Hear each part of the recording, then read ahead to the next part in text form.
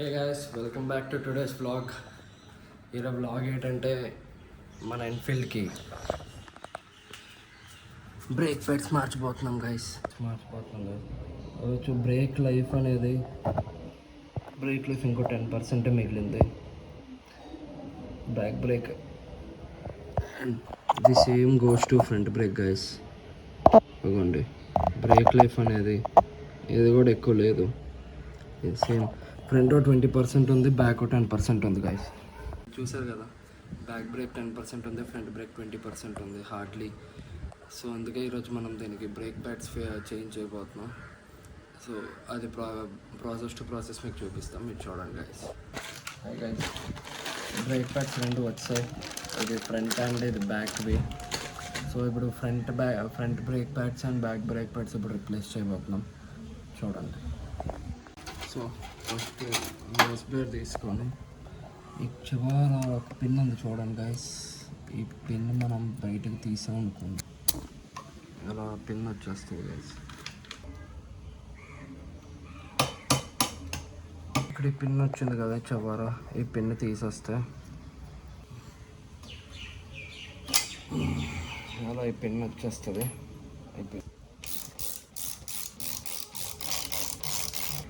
So calliper bolt వచ్చాయి guys.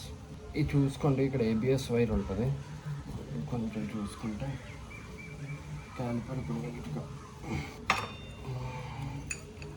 So అలా brake pads వచ్చేస్తాయి. ఇంకా నా బ్రేక్ ప్యాడ్స్కి లైఫ్ ఉంది, ఇంకా ఇది ఇవ్వండి కనిపిస్తుంది. కానీ బ్రేక్ ప్యాడ్స్ అనేది చాలా ఓవర్నౌట్ అయిపోయి, అందుకే కొత్త బ్రేక్ ప్యాడ్స్ స్టార్ట్ చేస్తున్నా. ఇది చూసుకోండి గైస్, ఈ బ్రేక్ ప్యాడ్స్ అనేవి మొత్తం ఓవర్నౌట్ అయిపోతే, ఈ బ్రేక్ ప్యాడ్స్ అయిపోయిన తర్వాత ఈ పార్ట్ అనేది మెటల్ ఉంటుంది కదా, ఇది మెటల్, ఇది ఓవర్నౌట్ అయిపోయినా మీరు వాడేస్తానంటే ఈ మెటల్ టచ్ అయ్యాక ఇది ఇక్కడ కరెక్ట్గా ఫ్రిక్షన్ కాదు, ఇక్కడ మెటల్ టచ్ అవుతే హీట్ ఫామ్ అయిపోద్ది. హీట్ ఫామ్ అయ్యాక బ్రేకింగ్ ఎఫిషియన్సీ తగ్గిపోతుంది. దాంతోపాటు ఈ రోటర్స్ ఉన్నాయి కదా, ఈ రోటర్స్ కూడా తొందరగా పాడైపోతాయి. క్యాలిపర్ క్లీన్ చేయాలి గైస్.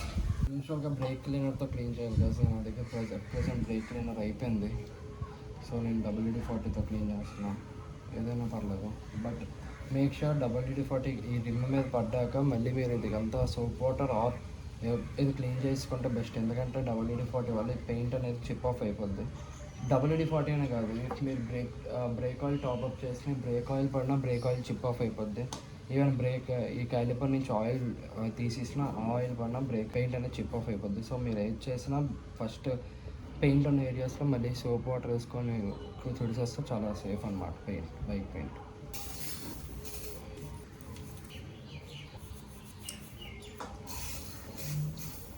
పిస్టన్స్ అన్నీ లోపలికి వెళ్ళి బ్రేక్ అంతా క్లీన్ అయిపోయి ఎలా ఉంటుంది గైస్.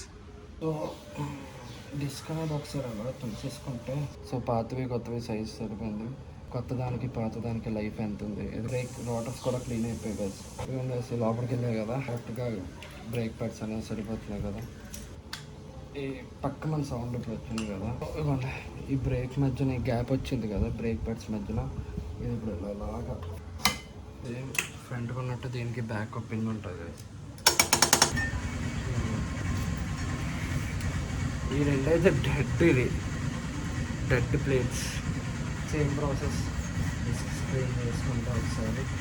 ఈ డిస్క్ అనేది ఇక్కడికి ఇటు వచ్చింది కదా గైస్, లోపల సిలిండర్ ఉంటుంది కదా, ఇది లోపల చూసుకొని డిస్క్ అట్లా చూసుకుంటే అలాగే ఈ రెండు పెట్టుకొని. సో బ్రేక్ ప్యాడ్స్ మొత్తం లోపలికి సెట్ అయిపోయాయి guys.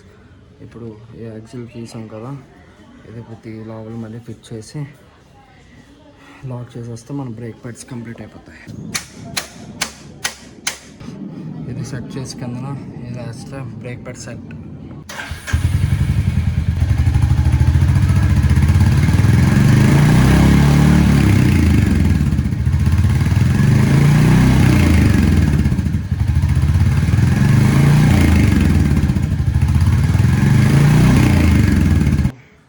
That's it for today guys.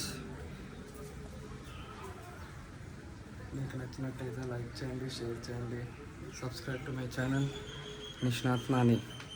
Bye bye.